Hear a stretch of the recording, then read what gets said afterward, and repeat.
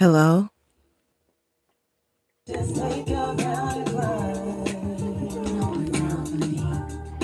Choose to live it down. Take your time to climb. Choose to live it down. Hi, I'm Lorenza Nicole Molina, aka the Black Butterfly Queen, LORENZA Nichol, and this is View from the Throne. Welcome back.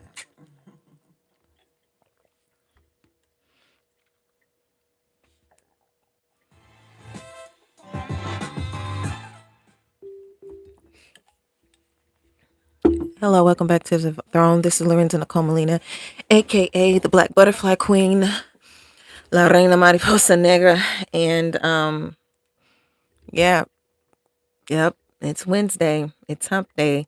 It's hump day evening after evening. How are you guys doing today? Whew.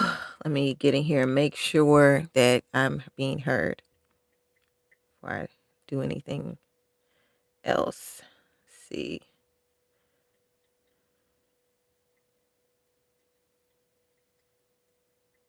Okay, let me see here. My God is awesome. My God is awesome. My God is awesome. Okay, I just have to make sure. My God is awesome. He can move mountains. What is it? Keep me in his shadow, shelter from the rain. My God is awesome. Heals me when I'm broken. Chad, I can't remember the words, but I like that song. It was one of those songs for me that when I hear it, I know the words, but when I don't hear it, I don't know the words. Yeah. Welcome back to the throne. Let me okay.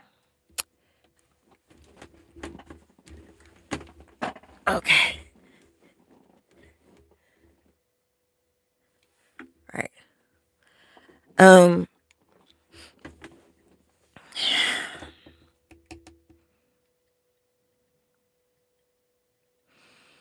I just want to talk.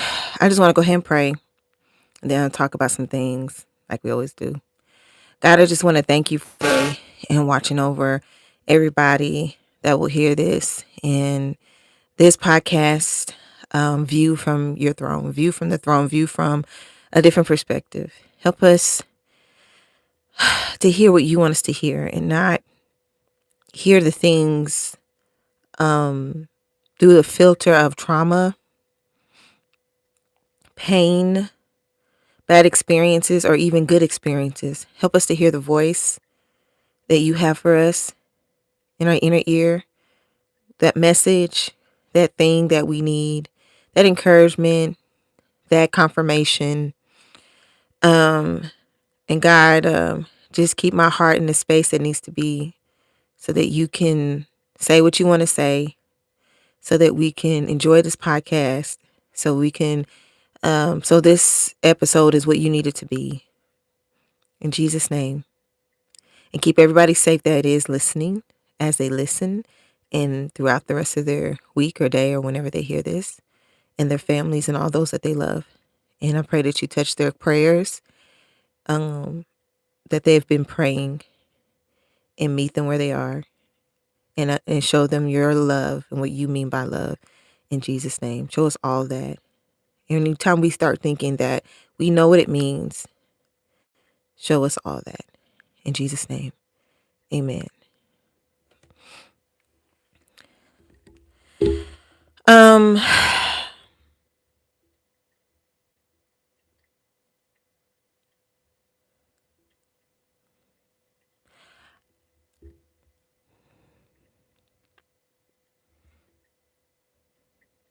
got a lot of things on my mind, and I'm trying to decide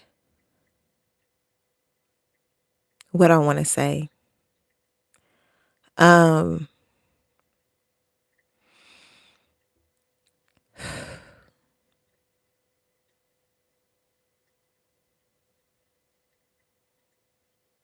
I'm sorry.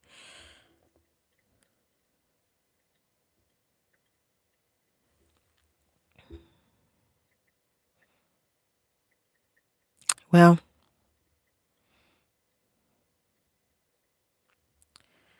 the thing that comes to my mind is faithfulness.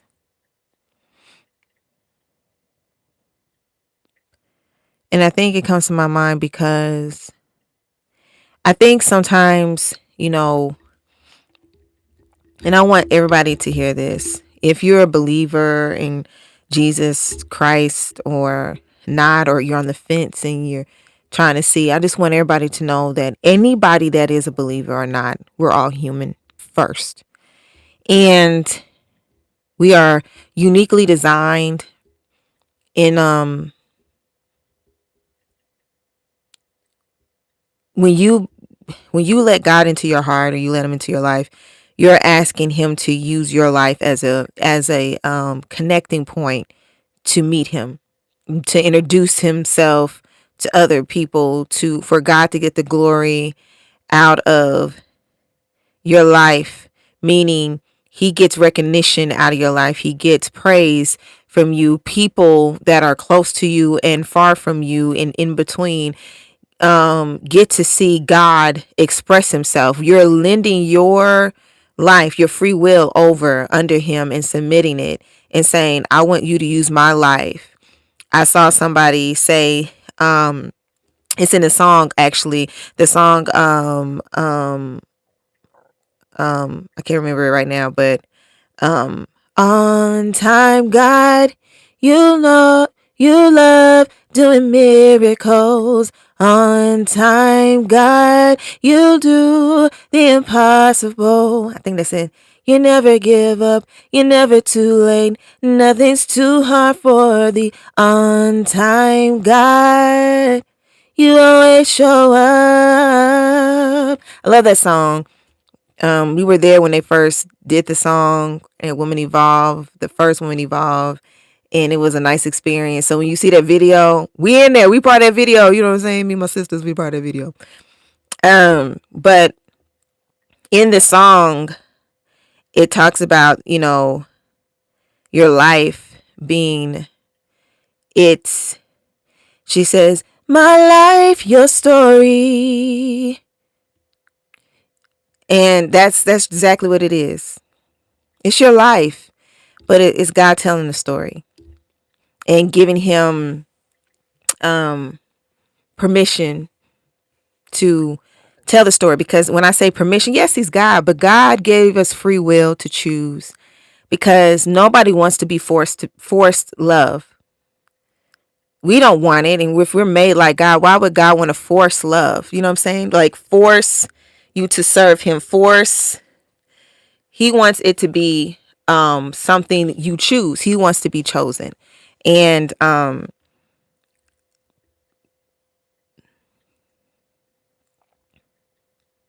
so is your life, his story, and you're giving over, because, like, look at it this way. There's two stories. It's the one that you can write or the one God writes. And there's actually a third one. It's the one the enemy tries to write for you too. And let's be real, there's only one life, and it's going to either be influenced by the enemy, whether it be good, bad, because he doesn't always interfere with pain. Because if pain doesn't keep you or deter you from anything, then he'll interfere with glitz and glam and all that stuff. That's what he'll interfere with. So he's not going to interfere with your life with negativity. Sometimes he just wants you to stay docile. He wants you to stay so he'll make it really easy for you so that you won't face challenges. You know what I'm saying? And whatever works to keep you silent, keep you from going forward, That's what he's going to do. If it's sickness, he's going to give you sickness. If it's financial problems, he's going to try to cause financial issues. You know what I'm saying? And why I thinking about faithfulness, I think about this season where, you know, I'm one of the people that said, God, this is my life, but your story. Okay. I'm a believer.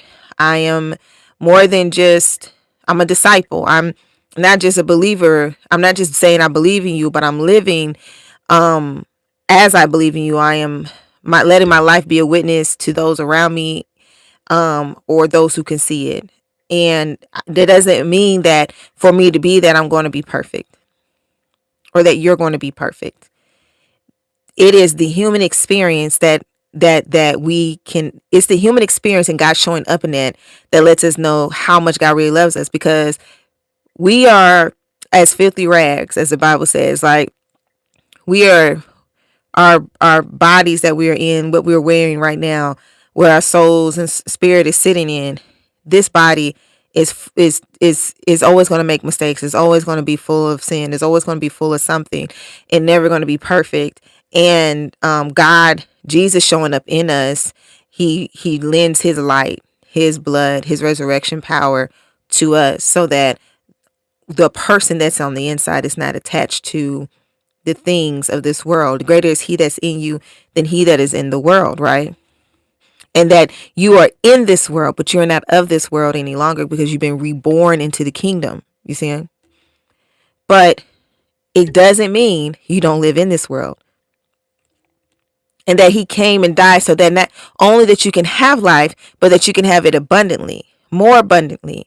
And life doesn't start when you get to heaven. Life starts here. This is why the decision to choose him is also here. Okay? Because this is where your life decision is made, you know? I think I got a little on my lip right here. Anyway,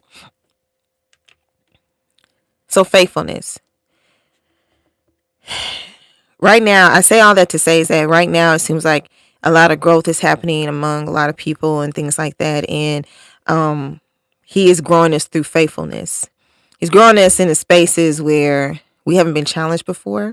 And I know we all have probably been hearing this a lot, but God is serious about what he's been saying. He's challenging our hearts and our minds and our bad habits and our good habits, the habits we thought were great. And he's like, I don't want you to do that no more. You're like, well, that's my security blanket. I don't want to let go of that good habit that I think is good, but it's not good for where I'm going, because some things are circumstantial. So it doesn't work when it worked here, it's not going to work over there, you know? And so I feel like wherever, if you've ever dealt with anything for a long period of time in life, right now, it could be the wall that God is having you break down. Any strongholds, any heart issues, any mentalities, and God is like, you're going to have to face this thing. You're going to have to do this thing for you to get to the next place. And he puts the carrot on the other side of of everything, of that thing that you have to like deal with. You can only get the carrot if you do this first. I was talking to somebody about faithfulness, and I was telling them that sometimes when you are elevating in God, and pretty much any time when you're elevating in God, or when you just stepped into God, which is an elevation of God. Like, I just want to be clear, like, I don't care how long you've been saved, or how long you have confessed that you believe that Jesus is Lord, or how much church you've been in, because it's like every time you get to another level, it's like being saved all over again. And what I mean by that is because you can never fully always understand everything about God. Like, God, just a little bit, there's always something that you're going to have to resubmit, because there's also layers to you that you may not be aware of. Okay, so there's always going to be something that you have to resubmit. You're going to have to lay down. You're going to have to die to, And it doesn't mean that like you have to get resaved again, but I'm saying that that first time when you ask God into your heart, that humbleness that you have, that's the type of humbleness that's going to keep you elevating. Understanding that this same guy, he's the same guy yesterday, today, and tomorrow, but I also don't know everything, and it's always going to, and even when I start feeling like I finally get a little comfortable, growth is going to happen again. And now that I got that down, he's going to take me to the next level, because you're going to continue to being called forward until he calls you home. You know what I'm saying? And the call to answer being saved was one step. The call to answer to doing a certain assignment, maybe volunteering somewhere, was another step. The call to start going to a certain church was another step. A call to start being quiet now speaking is another step. You see what I'm saying? Every time he's calling you, he's remaking another part of you, right? And when God is calling the peculiar and the strange, the ones that were written off, or the ones that people have judged, people look at their humanity and say, how could it be you? He's calling disciples, not Pharisees. He's not. Now, this is the thing. It doesn't mean Pharisees don't have a place. But for the next call, for the next era, for the things that he is bringing about, he needs disciples. There's always going to be Pharisees, but he needs disciples. Just like he needed John, Peter, when he needed Matthew, Luke, he needed all of them. He needed the 12 disciples.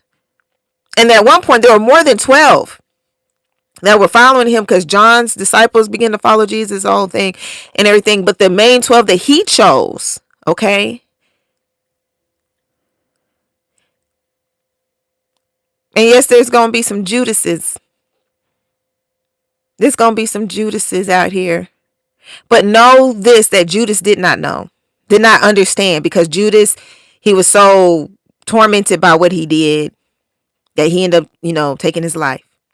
But if he would have stayed around for the turnaround, he would have understood that he was going to be forgiven. Even when you feel like you just kind of, you realizing some of your ways are just out there, and you like, I don't know why God even loves me. Like, why would he even like? God's love is beyond our understanding. It surpasses all of our understanding. You know what I'm saying?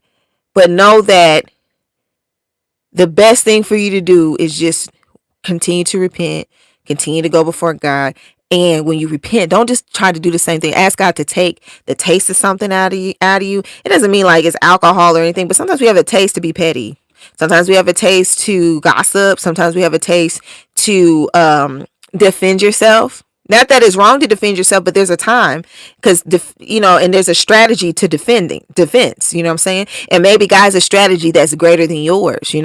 But in this season, when God is calling you to be faithful on another level, it's going to take some time for you to see the results. And I don't want you to get discouraged in the process, because each time it took time.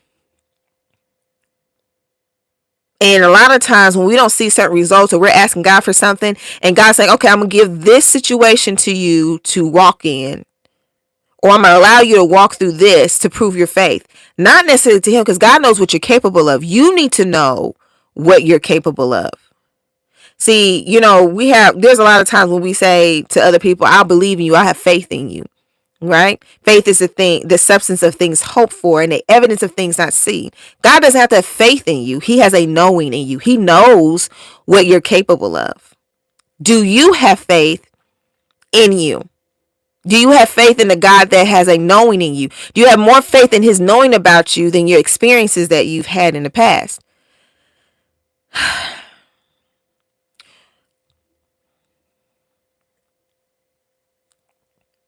I just want to say you're worthy.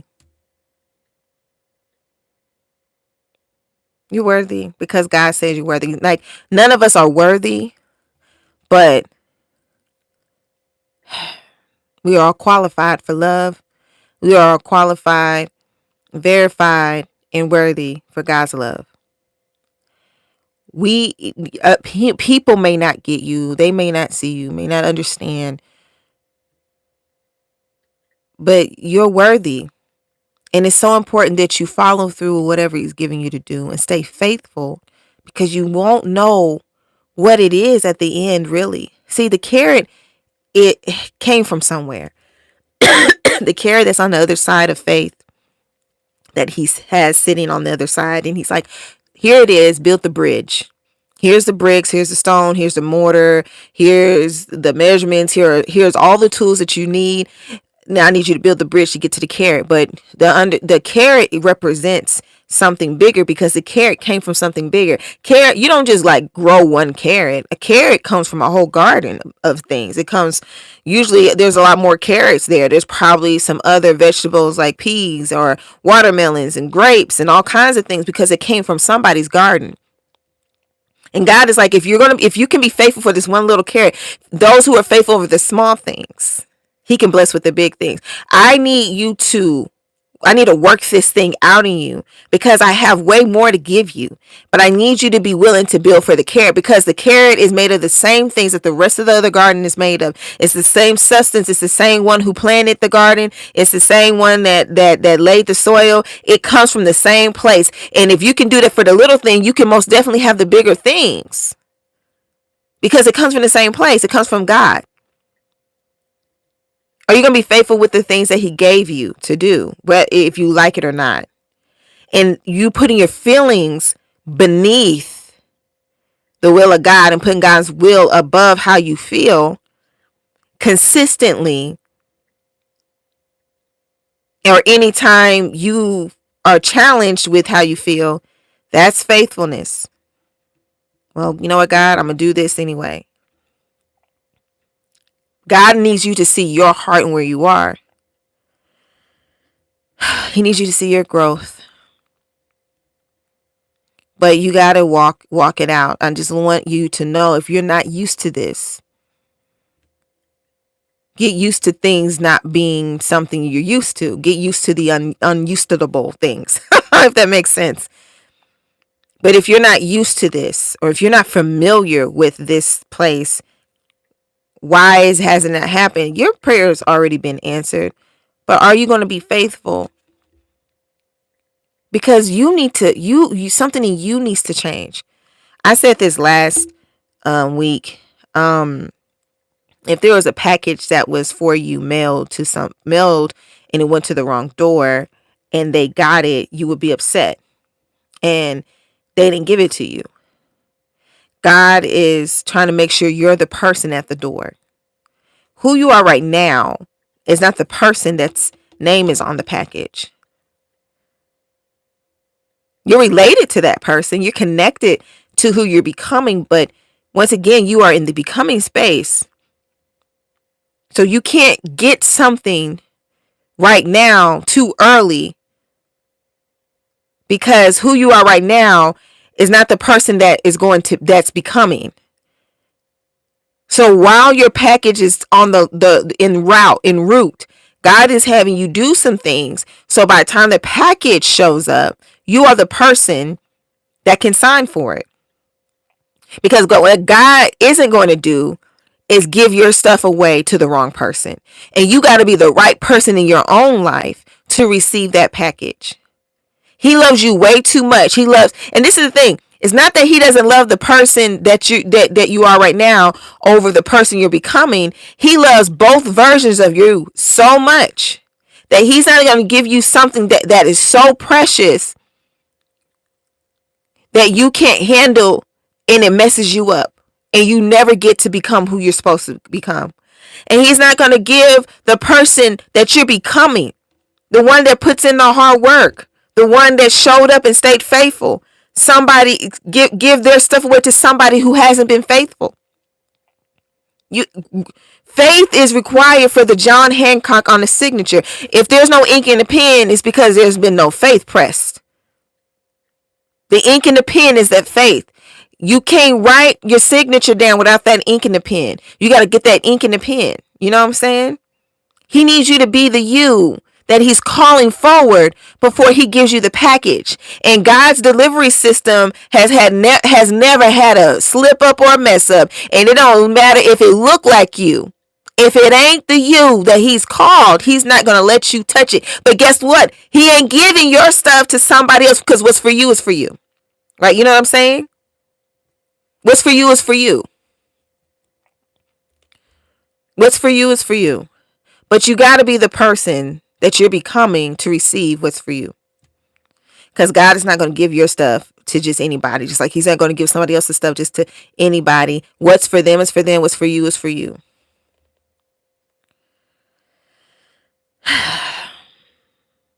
But worthy. I'm going to tell y'all something.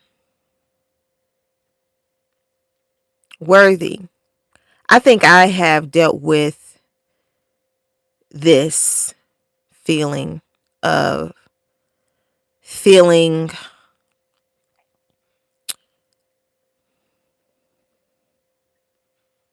valued or worthy. I think a lot of us understand this. I think a lot of this understand this feeling when you have family or friends or a relationship, married, boyfriend, spouse, and it falls apart. And say that person you admired so much, whoever they were, whatever they were, that mother, that father, sister, brother, spouse or future spouse, significant other, teacher, co-worker. Say you really admired that person, and you even knew, like, you felt like this was a God thing. And then something happens and it gets like severed or broken and you don't understand it. I've gone through this so much in my life that it made me feel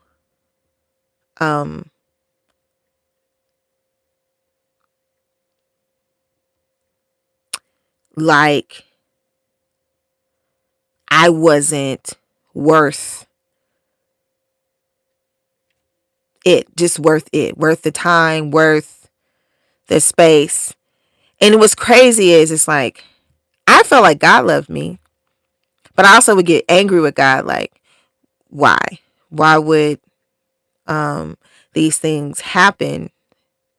And I do understand that, and what I really believe is that sometimes relationships or people are like a pair of lungs. Like you have two sets of lungs, and it's not really about how many lungs you have. It's about that the lungs contract and detract.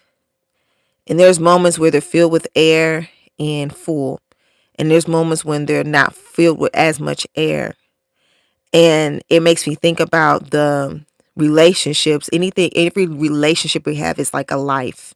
Like we have our own life and purpose, but relationships have life and purpose too. And when you think about the relationship breathing in and out, sometimes you're going to be close, sometimes you're going to be far, sometimes it's going to be that, and it's a natural thing. Not everybody, I had somebody in my past, way in the past, that just felt like we were supposed to be talking every day. But at the same time, when we did, felt some type of way about a lot of things that we talked about. But it was like, when people ask for your advice and you give it to them, they don't want it. But then they also at the same, it was like, it was just a lot of confusion. I still don't really get all of that, but it was just a lot of insecurities going on that other side of the friendship. And I just, was kind of dumbfounded by it, because I was just like, I don't even understand what this is, like what it is. But sometimes, like everything, some things have to die, and some things have to, and in that place, you will grieve those things, you will grieve those relationships, you will grieve those friendships, you will grieve those parents, those mothers, those fathers, those people that you trusted. But part of you feels like it dies too.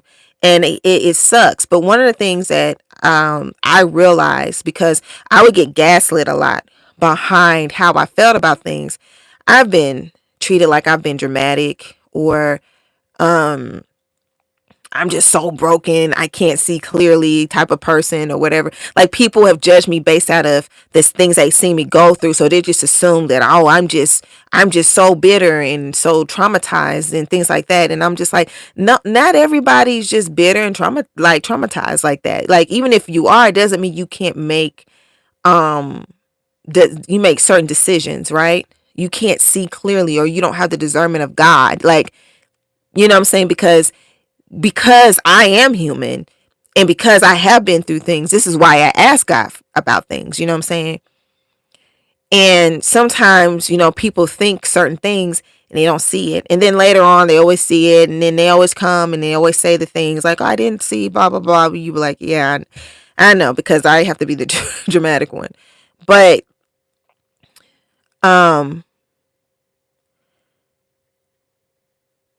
it would make me feel like not valuable or just thrown away or unimportant. And I just was like, I don't understand why you give me this, but this is what it, and I didn't want to feel bad. I was like, I'm not gonna feel bad. The music videos and stuff, and the girls like, I'm not crying over you, and I realized how stupid that is, because I'm not saying you have to cry, but I feel like if people cry because they're hurt by somebody, that's because they invested. And I feel like if you feel like that, if you feel hurt by someone, or you feel like you've invested something, and you feel like you don't feel like you feel blindsided, or you just feel hurt by whatever, and you feel like you needed that person. It could be a parent, it could be, like I say, it could be anybody, and then they weren't there for you, or they didn't do the thing you thought they would. They did something else so outside of what you thought their character was, and you're disappointed, and you don't want to like show it. You need to show it. You need to show it, at least to yourself, because there's nothing wrong with the grief, because that means that there was once something that lived, and now it's something that is gone. And you need to be okay with grieving the relationships and people, and I mean, even jobs that you really really love that you had to leave or something like that. And sometimes you don't grieve it until you get to the next place, and the next place is kind of could be kind of crappy, or whatever, and you're like, oh, I just want to go back, and you can't go back, whatever, because God told you to move or what have you, and these can't go back to the way that they were. I just want you to be okay with grieving. There's nothing wrong with that. And don't let anybody make you feel bad about that. You invested. There's no shame in tears. There's no shame in being hurt for a while. That's okay. Like, I just don't like that narrative where people make it seem like you're being needy or you're being too much because you're hurt, because you are having a human experience. Or they try to use your belief system and say, well, aren't you a believer? Shouldn't you be this? Like, people have their own idea of what being a believer is, being anything is, and then they try to deflect that on you when they don't want to be accountable for how they are treating you and stuff like that. So I just want to say that for anybody out there that has felt like they're not worthy, they don't matter to people as much as those people have mattered to you, or whatever, jobs or whatever, right? It's okay to take time to grieve that, process it, okay? Because when other people come into your life, even if you're still healing, you want to be able to treat people based out of that relationship and not out of the ones that you've had with everybody else. And I'm going to say parents really quick, for example. Like, if you had a bad experience with parents, sometimes this makes it hard for us to have deal with any authoritative situations, and we're always bucking against it. But you got to deal with those things so that you don't feel like somebody's trying to control you and mess with you and mess with your mind. Whatever it is that the enemy has tried to plant into your heart and mind or mentality through traumas and pains, that you're not being reactive to that, but you're actually dealing with it. Because then you hurt other people and you bleed on other people when you do that. When sometimes they're not even that. Sometimes those people are not even what you think they are. But you'll treat them based out of how somebody else treated you. And you can actually ruin something good that God's trying to give you because of the way you're treating somebody else, because of what somebody else did to you. And so that's why it's so important to be aware of your heart, be aware of your mind, so that you can love people correctly. Doesn't loving people is not easy, okay? Okay, love is patient, love is kind, doesn't bear false witness, doesn't boast, doesn't brag, all that, you know what I'm saying? It it's not quick to anger, it forgives, it keeps no record of no wrong. It keeps no record of wrong. I'm just reciting this off the top of my head. I'm trying to remember everything. But love never fails, right? Love is also love is clearly an action word like faith. And so I'm just, I just pray for all those who have those situations. I have had a lot of those different situations. And, sometimes you have so many, you be like, well, Lord, because I'm always like, want to check myself, and even before I go to people about something I'm having an issue with, I be trying to check myself because I just trying to be accountable. You know what I'm saying? And I pray about it. And if God tells me not to say nothing, I don't say nothing. If God tells me go ahead and say something, that's when I say something. But that's just what I practice, right?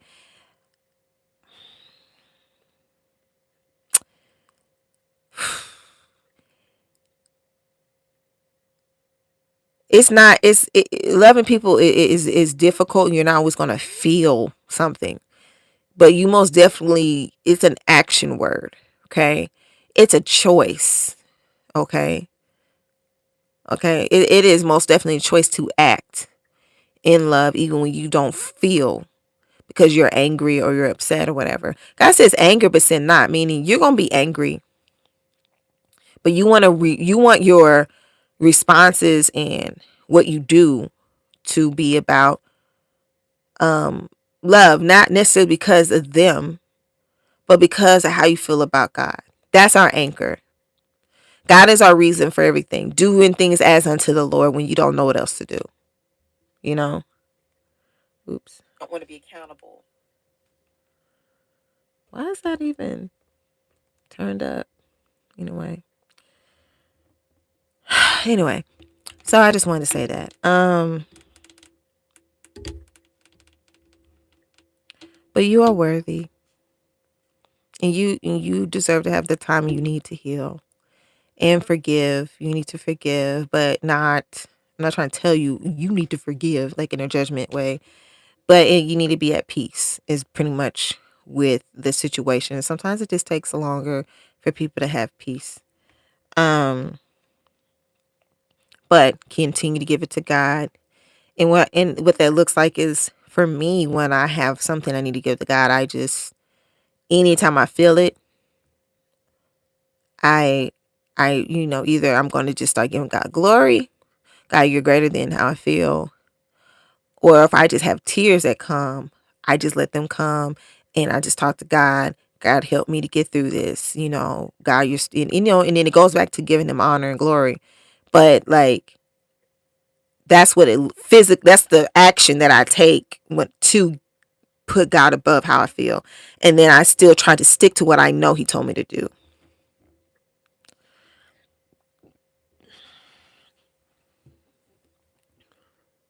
Ooh, child, today's been a day.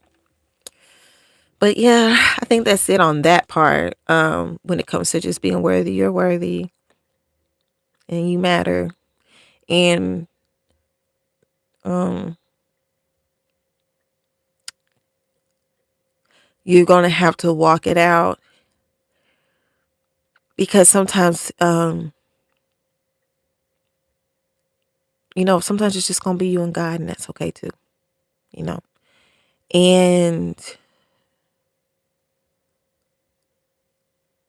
he never leave you nor forsake you. and never leave you nor forsake you. And so I just wanted to share that because I've had a lot of those experiences, and I feel like sometimes, it's not that we're forgotten, it's that people ignore you. People put you to the side and they ignore you. They act like you don't exist. They act like the matter didn't happen. And that can hurt more than just not even being seen in the first place. Because it's like a rejection, but it is a slow driving rejection. So it's like, I see you, but I'm not going to acknowledge you. I'm going to let you know I see you, but then I'm going to ignore you. Because to ignore somebody, you have to see them. You know what I'm saying? Um, and I just feel like there's been so many people that they never felt lost. They never felt confused about who they wanted to be, but they have felt pushed to the side or ignored or intentionally rejected. I mean, like it just seems like people go out of their way to reject you. And I want you to understand that, sometimes we got to swim through a lot of garbage to get to the gold. And sometimes when you're going through this and you keep seeing it repeatedly, the first thing we think, well, maybe it's me. Maybe I need to do something to change something. Maybe I'm drawing these types of people. But I want you to understand that when we are believers, that it's not always just you, but it's also you. And what I mean by that, the person that's becoming, that's going to be the one with the faith ink and the pen to sign for you, that's the one that's what they're trying to keep you from becoming. That's what the enemy wants to keep you from becoming who you're supposed to be, meaning he's trying to keep you from the understanding of who you are. So he's going to give you all these distractions. But like I have said before, if you want to find the truth out, look behind the lie. Because a lie can't be a lie without first using the sustenance of truth and perverting it to make it into something. Because the enemy he cannot create anything. He can only make from what God has done something with.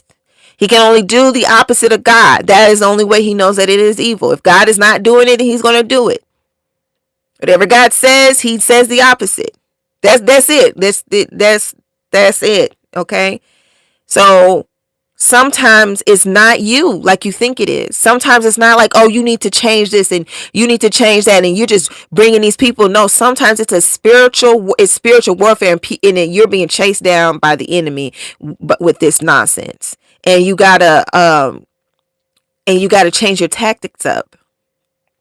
You gotta start changing up your tactics because the enemy is chasing you down with this nonsense. You're like, I just can't get out of financial debt no matter what I try to do. That's not a coincidence. That's not a coincidence. Or you're always dealing with perverts. I had to say it like that. Yes, perverts. And you're trying to get away from them. And you got to break them away from you. You always getting followed, always getting stalked, and then people just think you're trying to get attention. That's what I was told. Yeah. I was trying to get attention. Yeah, because that's fun. That's fun being stalked, followed, and all kinds of other things that I just don't want to mention right now. But yeah, that's not me trying to get attention. But when you see something continually happen in your life, it doesn't matter who believes it. Go to the Lord and pray. God, what is this? What do I need to do in prayer? What is my strategy so that I can combat this? How do I give this to you?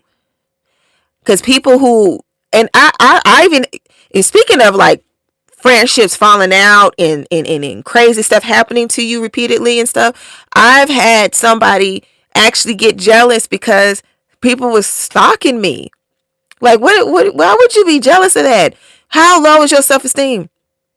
Shouldn't be that low, honey. You don't want that. That's not like, ooh, you know what I'm saying? Because people can get stalked for any reason. People not just getting stalked because, oh, you're beautiful. Whatever's going on in that person's mind for that person, you don't want that problem. And it is weird to be jealous of it, okay? In my opinion. But they were broken, and that's one of my friends in the past that I end up having to let go or whatever, because yeah. But Once you start recognizing patterns of stuff happening in your life and everything and all this stuff, yeah, you probably just, go to God and pray about it, because it doesn't matter if anybody believes you or don't believe you. God sees it, and he knows the truth. You don't have to convince God of nothing. And this is not the season to be trying to convince people to see you. You either see me through the lens that God gave you for me, or you see me through your brokenness, and you treat me based out of that. And if that's what you want to do, that's between you and God. But what I'm not going to do, and I hope you're not going to do, is explain yourself, because no. Okay. But sometimes it's not you doing something to create these problems. Sometimes it is a most definitely stronghold spiritual warfare in your life. Okay.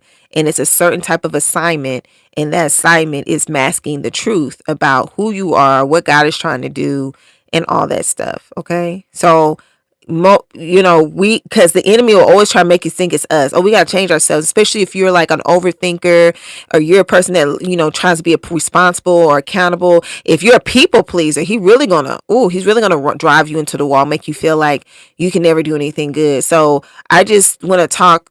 I just wanted to talk to that space, that place where I don't really feel like I feel like people get gaslit in a lot. It's a very isolating. This is a very lonely experience, and I just want people that go through that to be seen, because I'm one of those people who have gone through it and have gone through it. And my thing is, this is why, one of the reasons why, for me, I don't just be out here telling everybody my business and stuff. I don't know how other people do that.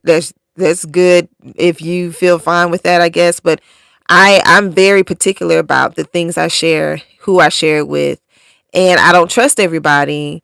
But I've gone to the place. I remember I used to not trust people for a whole nother reason. Like I was suspicious of everyone, you know, because of what I went through. Now it's not like, oh, I'm suspicious of everyone, but I just kind of be like, I mean, once I know you, then I know you, I guess. But I've never been a person that just volunteers information.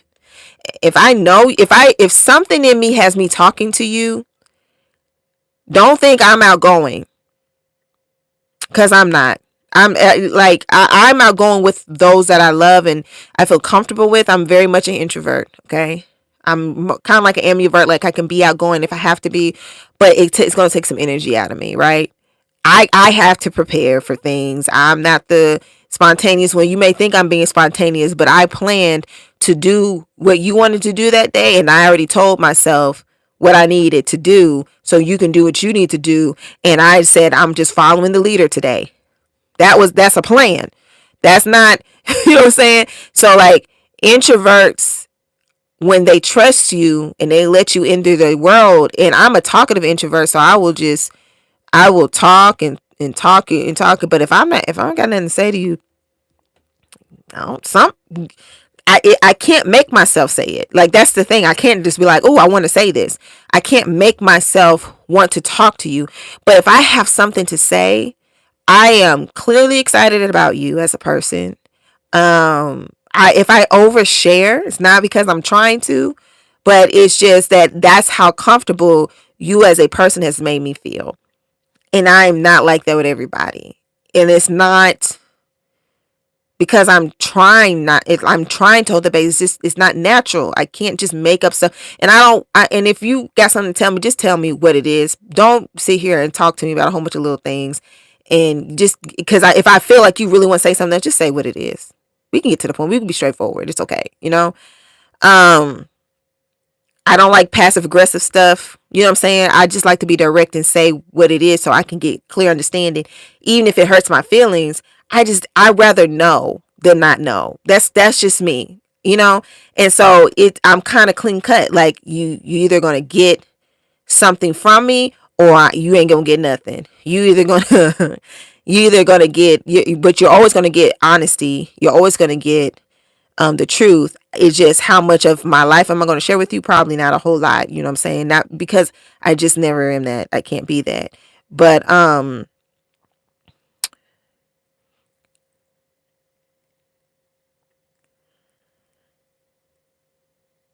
it for me was a lot to be open with people, because when I'm open, I'm open.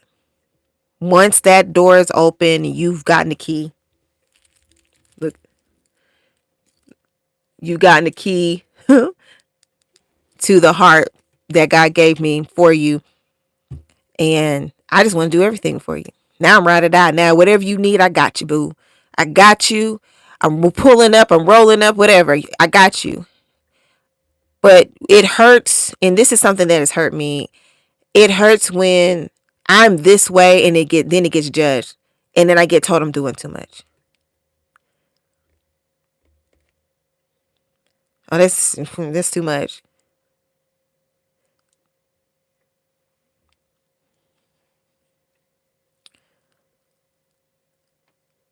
When it's convenient, it's too much. When it's inconvenient, when it's convenient, it's not too much. But when it's inconvenient, it's too much for them. And that's when I start backing up, like, oh, I made a mistake.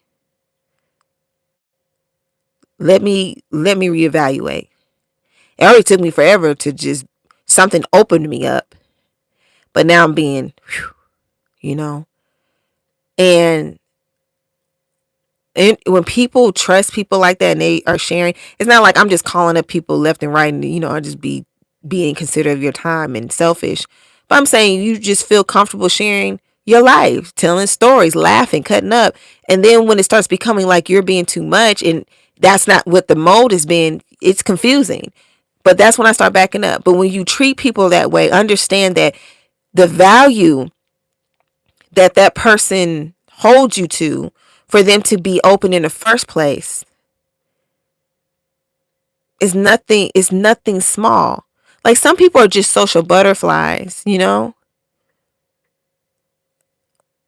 not everybody's like that. I don't think most people are like that. Um but when somebody trusts you with their life, they trust you, they call you, or they tell you stuff, they send you a text, they just, and it just, you just start treating them a certain way. Don't treat them a certain way and then expect it to be the same later. Because me, the type of person that I've been, is when people have done me like that, I just leave them alone. And but I don't trust after that. And one of the things I've had to, like, talk to the Lord about is making sure I keep my heart malleable. Don't let my heart get hard from experiences, because, like I said, relationships are like lungs. They're like life. There's a life to those things. And just because one dies doesn't mean I need to be not in others, because it may die too. Everything has a beginning and end. Everything has an expiration date. And everything does die. Like, everything lives and dies. So it's either going to be in life or in death. But it's, but if you do be upset about that, even knowing all that, it's okay. Because you have to grieve things properly and walk through that, so that you can be able to enjoy other people, enjoy your life with other things, and enjoy who you are, and not let it, like, peck at you. You know what I'm saying? But I just want to share, you are worthy. Okay, you're worthy of the tears if you need to cry. You're worthy of being heard and being seen and being treated correctly. You're worthy of forgiveness. You're worthy of understanding. You're worthy of understanding. You're worthy of being appreciated. And I just want to say that, because there's so many people that are around and they just don't feel seen. They feel underappreciated. They feel like they've given, and it's ironic that when they start doing it, that's when people start saying they're being too much. And it's not even because they're actually being too much. It's because that person feels like that they can take those things out on you, or they don't want to be accountable, and so you end up being the one that suffers.